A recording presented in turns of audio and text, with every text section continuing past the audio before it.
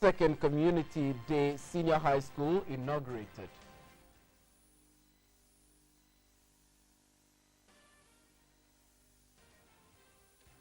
Illegal mining still ongoing in Dunkwa on offense.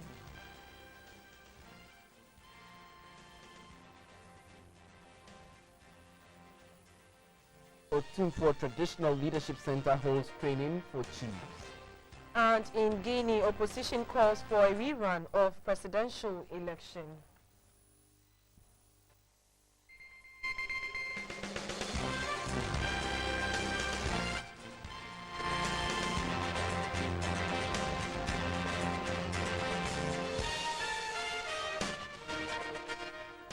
A very good evening to you. Thank you so much for joining us. This is News Hour on GBC24 and GTV with Conrad Kakraba and... My name is Shelley Ann, and Robert Manso is our signer for tonight.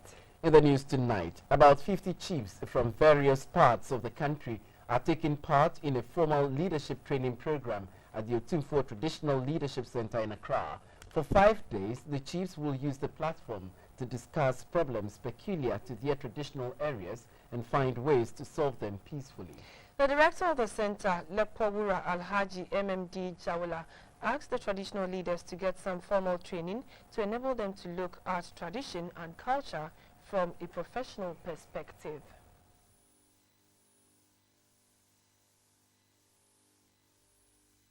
Over the years, we get installed into our institutions, but we are not very sure whether we get the training required for us to handle the institution of chieftaincy. It's assumed, but not all skills or tools prepare their people adequately to handle chieftaincy. Today, chieftaincy has become more complex, with so many issues bordering on land management and administration, on conflict resolution, on record keeping, and besides, many people don't even know their history, they don't know the philosophy of the institution, they don't know the psychology of the institution. So we bring them here and attempt an academic move to train these chiefs, to prepare them to handle these issues, to handle the politics of Ghana and of the region, and to be better leaders.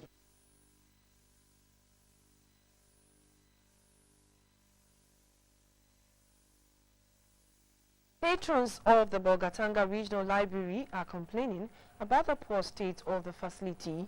Since it was established, there has been no major rehabilitation. The library lacks reading and learning materials required by students. The facility also is generally in a state of disrepair. The Bolgatanga Regional Library, which operates under the Ghana Library Board, was inaugurated in June 27, 1969 by the then chairman of the board, Professor Ufuswapia. It can accommodate 8,000 volumes of books. The facility has an adult library, children's library, and a lecture hall with a capacity to seat 100. Since it was established, the library has had no major rehabilitation. It has been in a deteriorated condition for a long time, with facilities far overstretched. There are no reading and learning materials for students preparing for their public examinations. There is also no standby generator when the lights go out. Due to the magnitude of the problem, some of the students who patronize the library are compelled to sit outside to read and write. Some of them say they no longer find the environment conducive for reading. Beyond that, a cross-section of students and members of the public are forced to read under trees because the building is in a deplorable state. A visit by GBC24 showed that there were no modern books on the shelves, while the chairs and tables were broken down. Some patrons say they visit the library with their own books because the library does not have the relevant books on its shelves. They therefore pleaded with the authorities to upgrade the library by stocking it with modern books and refurbishing it. We are telling the various organizations and the government to provide us with more furniture in the library, and then if they can be able to expand the building, because there are not enough space there for the furniture to be placed. Records show that more than 50,000 people, including workers, use the library annually. Speaking to GBC24, the regional librarian, Thomas Ayesaya, said the facility faces many challenges, including lack of funds. He stressed that the physical resources had not been expanded to meet the increasing demand of users and fit the status of a modern library. He said the building has developed some defects and is in a state of disrepair due to years of neglect. Mr. Yesaya therefore called on the authorities to help put the facility in shape. We don't have enough to supply the reading public. The furniture is broken. The place is not painted. The furniture, everything condemned. Anytime we have a peak period, that is June exams or not exams, the whole place is always full. People don't get chairs to sit down. All this is a big problem for us. Over the years, the Bolgatanga Regional Library has struggled to remain relevant.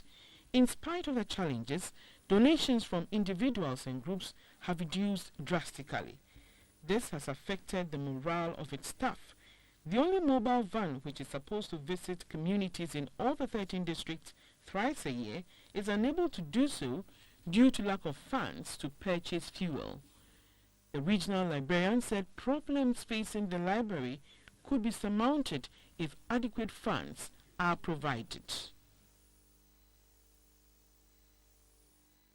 A child's growth and development hinges on a number of factors, including a safe environment.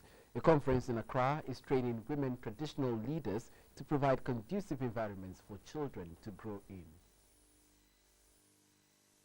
Bringing up a child in the Ghanaian context is a collective responsibility of the entire community. Social norms, standards, and discipline are impacted by every member within the child's environment, making everyone directly or indirectly playing a role in the child's upbringing.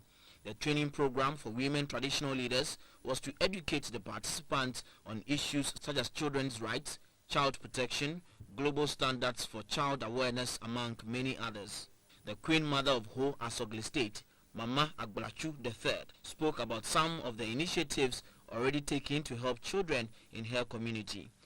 I have enrolled a lot at almost 50 of the children in the library and asked them that anytime we meet once a week, they should come with their library books. If you don't come, anything I give them, at least I have the Bible and a reader available. So that for the first 20 minutes of our meeting, I asked one of them to read.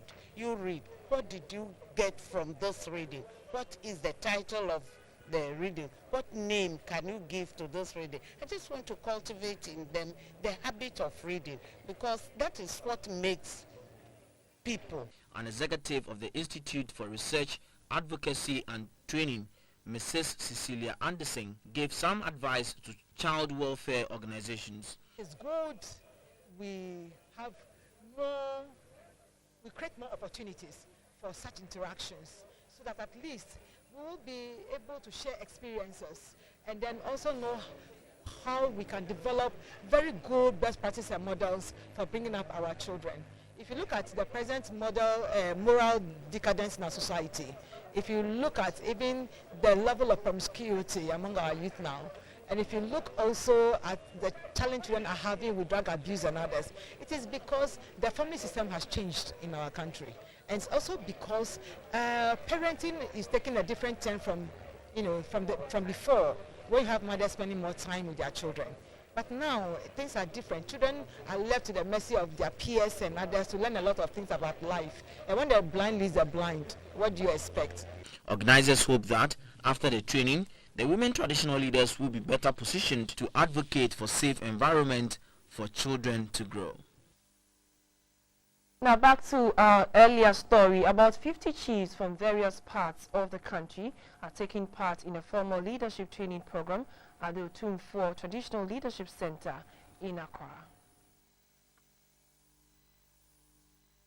In all communities, the chiefs are the most important. The traditional authority is authentic and time-tested. Proud to political leadership, they were the final say in all community matters. despite the fact that your role has been politically and administratively marginalized, they still play their role in their various areas of jurisdiction. So, the 5-day Accra training program is to further equip the chiefs who came from all the 10 regions to be more effective. This is the third in the series organized for the chiefs by the Otumfuo Traditional Leadership Center at the University of Professional Studies, Accra. The topics include conflict resolution, land administration, and strategic leadership. The paramount chief of Nungwa Traditional Area, New Noble Odaifio Wulenchi, said tradition is not static and the chiefs must keep up with the times. The Pro-Vice Chancellor of the University of Professional Studies, Dr. Oko Amate, asked the chiefs to share ideas and learn from each other. The paramount chief of the Rakpo Traditional Area, Togbega Gbogbolu, called for a national policy to make households plant grass on half of their compounds to help control the flooding, especially in the cities. The director of the center, Leponra Alhaji MMD Jaula, said most chiefs are installed without the necessary training to handle the position. When people study and they study more deeply, they understand the law better, they understand the philosophy better, they will not do too many wrong things. We want the chiefs to be trained to look at tradition and culture from a professional perspective. After the program, the chiefs are expected to handle issues peculiar to their traditional areas better. In 2012, there was an increase in illegal mining activities in Dunkwa Onofin in the central region following the influx of Chinese illegal miners in the area. The environment, farmlands and water bodies were destroyed. Amid public anger against the situation, the government set up a security task force to help stop the illegal activities there. 3 years on, our reporter Gifty Ajay has visited Dunkwa Onofin to bring us a picture of the situation as well as a report on the state of the security task force. Ghana is Africa's second largest producer of gold after South Africa. Dunkwa Onofin in the central region and its satellite communities are said to have a lot of gold deposit. The whole of a 106-acre land in Dinchra is also said to be rich in gold, diamonds and manganese. In 2010, a lot of foreigners, mostly Chinese, invaded towns and villages of Dinchra. The Chinese came with more sophisticated technology that gave the search for gold in the area a new twist. The locals simply call the Chinese machine the tu-tu-tu-tu-tu.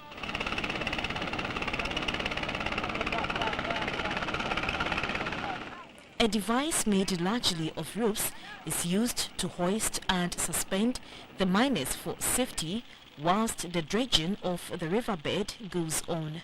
From there, they are transported onto this special mat. This is where the gold ore is sorted, which means the gold crystals are separated from the waste. Mercury at this point is added to extract the gold, which is originally black.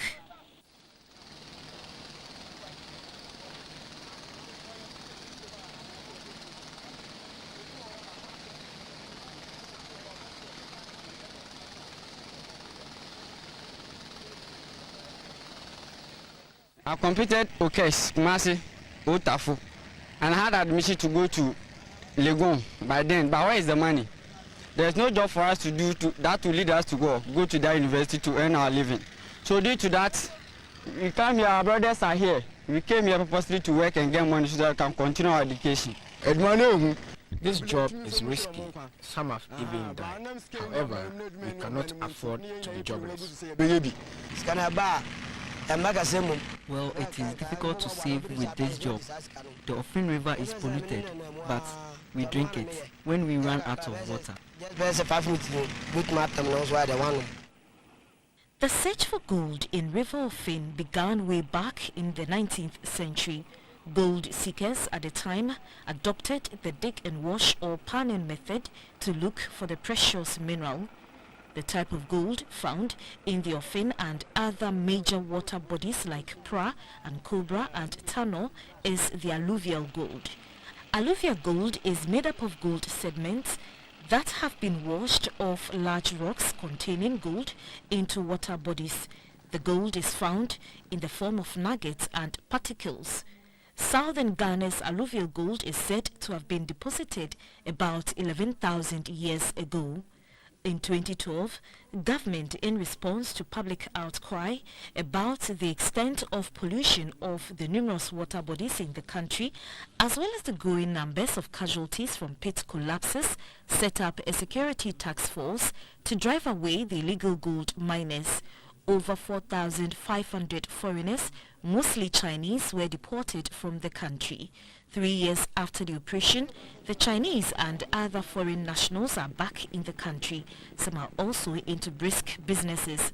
According to some residents of Dunkwao, the Chinese are also into full-scale mining in surrounding communities like Ayanfuri, Diasu, Chichire, Infun, Dominase, Intum, New Obuase, Nkotumso, Mudaso, Esikuma, James Sunkwanta, Buabenso, Bethlehem, Buaben, Ikropon, Inkronia, and Fiefiso.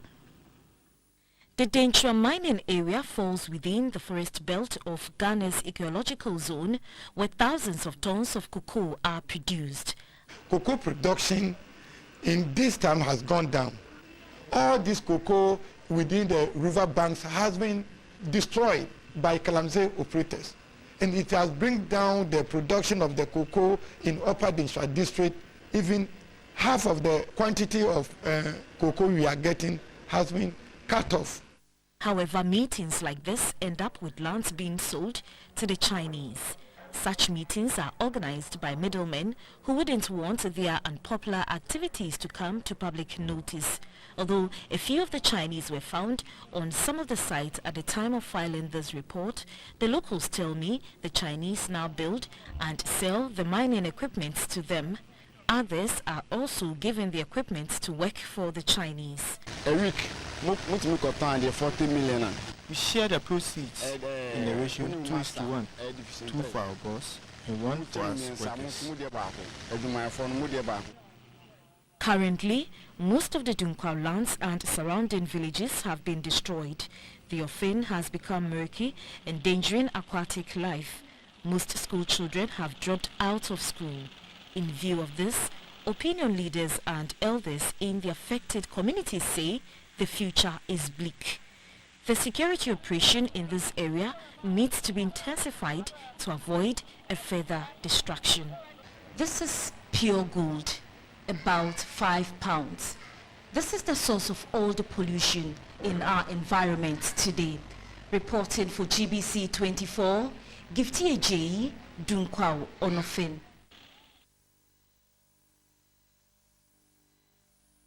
We'll be back with business news.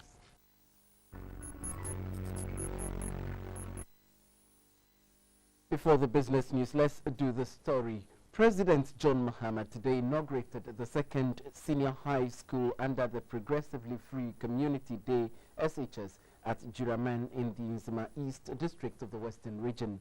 Today's ceremony comes on the heels of the first school in Ekumfio Tuam in the Central Region last month, which was named after the late President John Evans Atta Mills. Putting up Community Day senior high schools across the country was a campaign promise in the lead-up to the 2012 general elections. The Mahama-led government intends to build 200 of such schools, and more than 250,000 students are expected to be enrolled. These students, according to President Mahama, would be those who qualified for SHS but were denied the opportunity because of lack of space. The Juraman SHS is the second of such schools, and it is the expectation of government that a considerable number will be inaugurated soon. The Juraman Community Senior High School has 24 classrooms, 4 laboratories, 1 ICT center, 1 assembly hall, a headmaster's bungalow, and accommodation for staff. It was a moment of joy for Mahin and the people of the Juraman traditional area.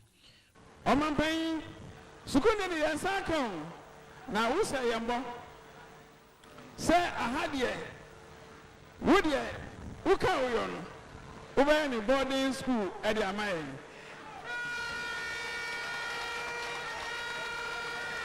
You say, okay, you say, what are your first phase? And you say, second phase, you know, you better ask here. Yes, we are one day, Yababwa. I'm a baby, I come a boarding house, you know, and a boarding school, no? Yes, I can. President John Dramani Mahama recounted history beginning from Wesley Girls Senior High School, which was started by the Methodist Church, and to government involvement with Achimota School. President Mahama said government is also undertaking quality improvement in 125 existing but low-performing schools across the country, with special focus on science and mathematics. These projects, the President said, are but a few to confirm government's commitment to improving quality education across the board. This edifice has not only transformed the skyline of Bamionko and Nzumamane, but through its walls, thousands of children who would otherwise have been dropouts after SHS will receive secondary education. Education that will contribute greatly towards changing their lives and transforming their families years thereafter. The first out of 123 community-day senior high schools was inaugurated at Otuam, Ekumfi Otuam, in September, at which event I also launched the progressively free secondary education program. This program will allow day students enrolled in public schools to attend secondary school free of charge. President Mahama was given a new title by Dramani. Instead of John Dramani Mahama, Dramani wishes that the president be called Bretani Okawoye Dramani Mahama for giving them a community day senior high school in the area. They believe the president has fulfilled his promise to them. Maurice Ogbete stands by now for business news.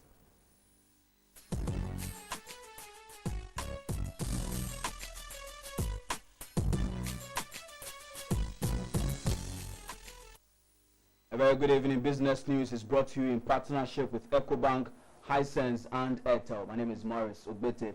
Now, experts say employees are a company's greatest assets, and effective human resource management relies heavily on employee engagement and satisfaction.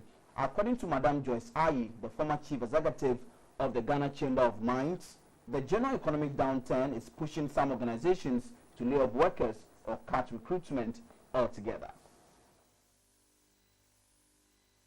As part of efforts to enhance recognition of human resource management in Ghana, HR Focus magazine, the first human resource magazine in Ghana, has successfully ended its 2015 HR Focus Conference and Awards. The two-day event brought human resource practitioners together to brainstorm and find solutions to the many challenges facing employees in the country. They believe that human resource has moved from its traditional role as a supportive function to become a strategic business partner. It is therefore important that the human resource profession is recognized for its efforts in developing the human capital of Ghana. The former Chief Executive Officer of the Ghana Chamber of Mines, Ms. Joyce Ayi, said employment today leaves very little room for deserving candidates. People are the firm's most valuable resource and the engine that drives innovation, execution, and ultimately success. Our theme, creating people advantage, a must for HR, is a charge for HR as well as leaders to set up and champion the development agenda by maximizing the efficiency of their people. The Chief Executive of HR Focus, Dr. Helen Hagan, indicated that effective human resource management is vital to the development of all institutions. It is an exciting time for the HR Focus magazine team as we continue to grow and adapt to modern trends of human resource development, remaining always relevant, adaptable, motivated, and responsive. Amazingly, even though all of these are happening in a period of nationwide and global economic changes, we continue to engage and inspire our readers as we work towards contributing to human resource development in Ghana and beyond. In all, 11 companies were awarded for their immense contributions to the management of human resource in the country. The HR Practitioner of the Year went to Madam Irina Jenin Boateng of Vodafone Ghana, and the overall Best HR Practice Organization of the Year was given to Stancom Ghana Limited, MTN. Yours and mine, Scancom Limited. And still in business, the ECOWAS Regional Electricity Regulatory Authority and the West African Power Pool have held talks centered on attracting investors into the power sector of the sub-region. The meeting between the two is expected to produce effective regulations that will streamline the energy space and attract right investment from the private sector.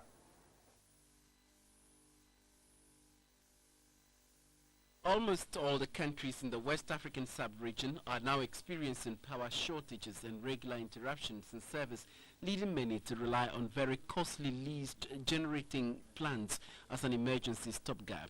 Experts in the energy sector have recommended the establishment of a fund to foster public-private partnership (PPP) in the critical areas of the power sector to bridge the deficit. The PPP funding arrangements will also help promote national and sub-regional investment in the electricity sector. This is why the ECOWAS Regional Electricity Regulatory Authority, ERERA, was set up. The authority is the regional regulator for cross-border electricity interconnections in West Africa.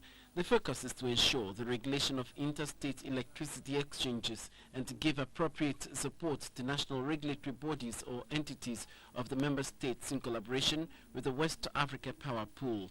The two bodies have therefore met in Accra to review issues relating to the organization of the electricity market in West Africa. The regional market rules addresses the market design and phases for the regional market transmission network.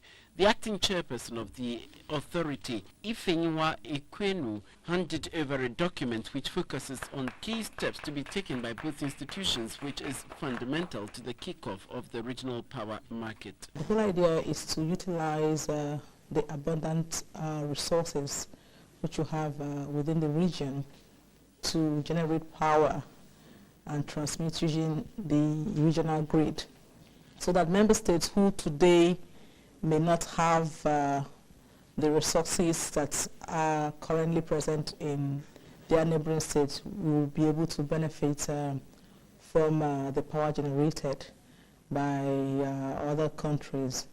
Of course, another key issue here is also to see how we can facilitate the participation of the private sector in the electricity market. The Secretary General of the West African Power Pool, Mr. Shengu Apollinaire Key, said WAP will collaborate with ERERA to get the needed investment into the power sector. ERERA is a strategic partner of WAP because it's the body that is regulating that will regulate the energy, electricity sector in our region, ECOWAS region. So I was warmly welcome here, and I'm very glad for this meeting we had. We discussed some issues concerning our work, and also I was given some approved document for the rule of the market. The two bodies are expected to launch the regional market once it is adopted by ECOWAS. Let's now do some health news. For many years, healthcare delivery in Ghana has enjoyed support from private health facilities. The Nyahu Medical Center is one of the pace setters in private medical practice and has launched its 45th anniversary and reaffirmed its vision of providing quality healthcare services to the general public. Nyahu Medical Center is a private medical institution established in March 1970 by the late Dr. Kwame Nyahu Tamaklu to provide quality healthcare through its highly qualified professionals and excellent facilities. As it launched its 45th anniversary, it pledged to continue to deliver quality service to its team and clients. The event, dubbed Celebrating Our Past and Inspiring the Future, was to celebrate the achievements of the institution and to state its projections for the future. The center has inaugurated new projects including the expansion of the outpatients department and a new integrated hospital information system, HIS. Also outdoored was an OPD theater and radiology equipment comprising a 16GE Brevo CT scan and a GEC arm scan for arm surgery. Speaking at the launch, the Deputy Minister for Health, Dr. Victor Bampo, commended the medical center for delivering quality healthcare and for setting the standards in the practice of private medical healthcare. I will urge you to make this a service of excellence so that other health facilities, both public and private, will learn from it. The Managing Director of Nyaho Medical Center, Dr. Elikem Tamaklu, spoke about the vision of the center in the dispensation of medical health care. The demand is great, and the public sector cannot do it by itself. The private sector needs to step up to give quality international care. And for us, every Ghanaian needs to go into a hospital knowing that they can come out better than they came in. Management and pupils of the Adichie School at Okaja Krom in the Jasikan district of the Volta region have presented a check for 1,000 Ghana cedis to Kennedy Honu, who is suffering from an abnormality in his spine. Kennedy Honu needs an amount of 64,800 Ghana cedis to undergo a surgery. Early this year, Kennedy Honu was diagnosed with cervical thoracic kyphosis. This is a medical condition in which the normal curvature of the spine is in reverse order. As a result, he finds it difficult to breathe in. Following a report on GBC24, Mr. Justin Bright Mensah, an English tutor at the Adichie School in the Jasikan district, has presented a check for 1,000 Ghana cedis on behalf of the school to Kennedy Honu. I'm presenting a check of 1,000 Ghana cedis to you as seed money, as our contribution, the modest that we could do to help you undergo your operation so that you come out successfully to continue with the good work with the school. Kennedy was grateful for the kind gesture and appealed to the public for more support. I want to use this platform to extend my gratitude and appreciation to the school management and the entire purpose of Adichie School. Anyone who wants to support Kennedy can donate to account name Honu Kennedy, account number 501-008-60943, Ghana Commercial Bank, Jasikan branch, or contact Kennedy on 0242-767-844 or 0249-331-867.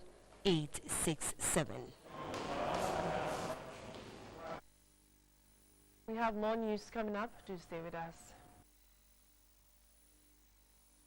In international news, Guinea's opposition is calling for a rerun of Sunday's presidential election even before the votes have been counted. It alleged widespread fraud, including ballot boxes being stuffed and some 400 polling stations staying closed. This is the country's second democratic presidential election since it gained independence from France in 1958. Several people were killed in clashes during the election campaign, and the main opposition leader, Selou Diallo, said they will not accept the results, they will not give in, and they will protest. He was speaking at a press conference attended by the 6 other candidates challenging incumbent President Alpha Condé, who was standing for a second term. Mr. Condé became president in 2010 in the country's first democratic election after decades of fighting authoritarian regimes, during which he was sent into exile and prison. He defeated Mr. Diallo in a runoff, and the Electoral Commission says the results won't be announced until the end of this week. The Islamic State IS group is the prime suspect in the Ankara bombings that killed nearly 100 people on Saturday. Turkish Prime Minister Ahmet Davutoglu has said no group has said it carried out the attack, but the government believes that the 2 male suicide bombers caused the explosions. hitting a peace rally. The official death toll is 97, but rally organizers have put the figure at 128. Funerals for more of the victims were held on Monday, with some mourners expressing anger at the government. Saturday's twin explosions ripped through a crowd of activists outside the main rally station in the Turkish capital. They were due to take part in a rally calling for an end to the violence between Turkish government forces and the militant Kurdistan Workers' Party PKK. There's anger in Turkey that authorities were unable to prevent such a major attack, and some skepticism from opposition groups about the government's claims.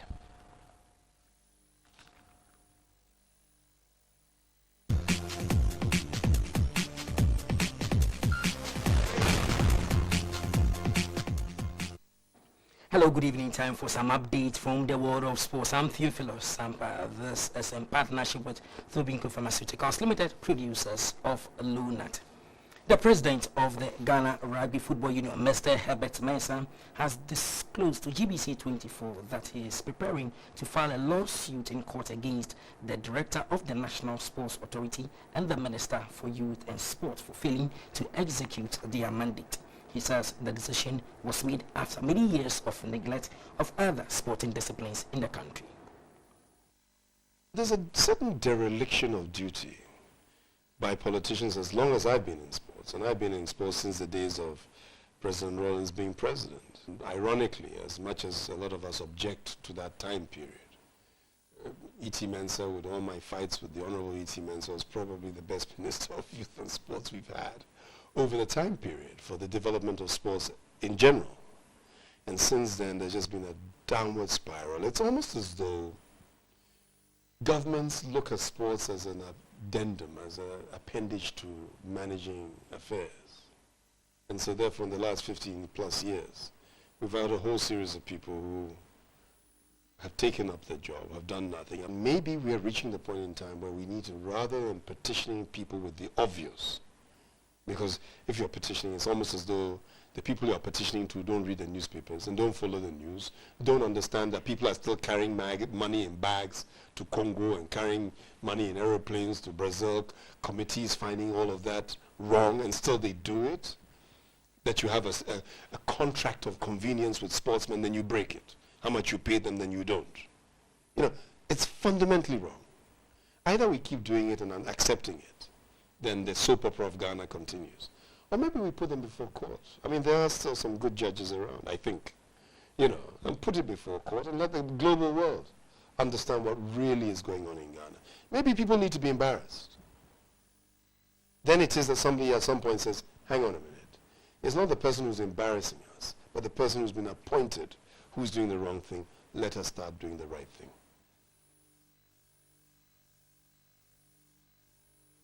So stay with us in our subsequent bulletins and on news sports on GBC24 tomorrow morning to catch the full unedited version of this particular interview exclusively granted to GBC24. Let's move on and go straight to Kumasi, where the national under-20 female soccer team, the Black Princesses, have boosted their chances of qualifying for the 2016 FIFA Under-20 World Cup. They beat Equatorial Guinea by 3-0 on aggregate.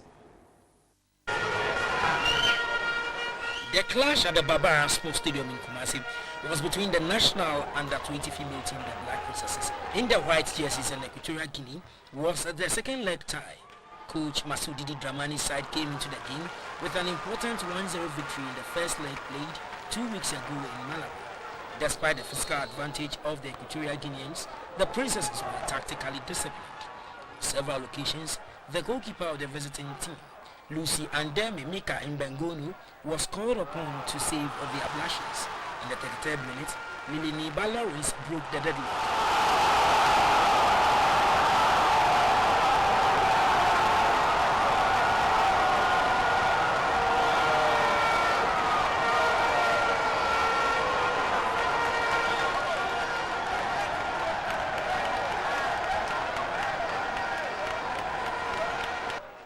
Back from the break, the Princesses continued with their dominance.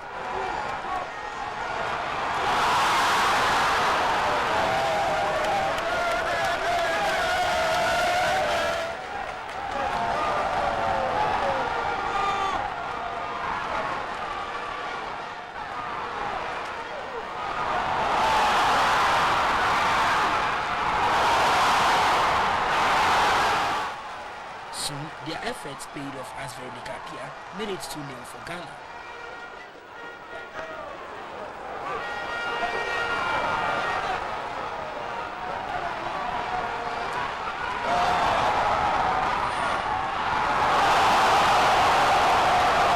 The encounter ended 3 goals to 0 on aggregate.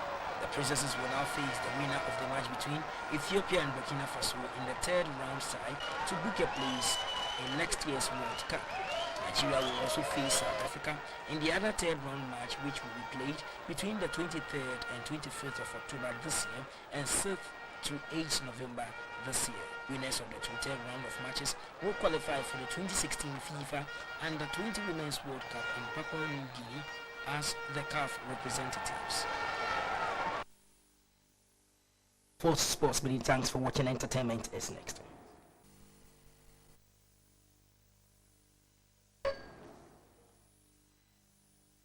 Good evening. This segment is brought to you by Don Papa Jinsimbitas. My name is Valerie Danso.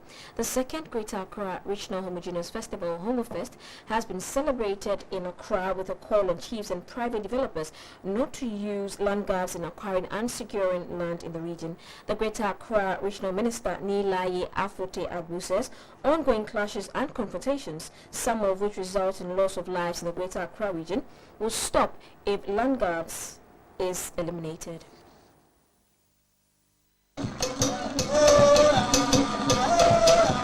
The Greater Accra Regional Homogeneous Festival, HomoFest, was curated in 2014 under the auspices of the Ministry of Tourism in partnership with other ministries.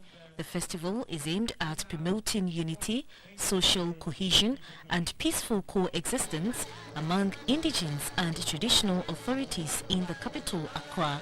The 2015 HomoFest showcases the rich culture of the Ga people.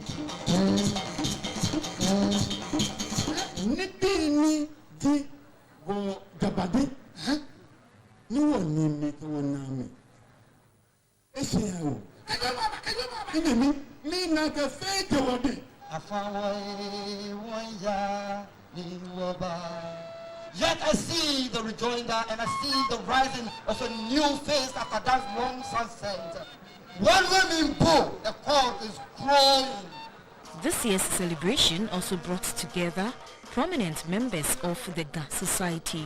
The event featured government officials including the Minister for Tourism, Culture and Creative Arts, Mrs. Elizabeth Ufuswe-Jari, and the head of the Diplomatic Corps, the Minister for Lands and Natural Resources, Neil Samuels, representing the President, spoke about the need to fortify and protect the peace the Greater Accra region is currently enjoying. The people we serve are looking up to us to create jobs and income opportunities for them, and not conflicts which are likely to result in loss of properties and lives.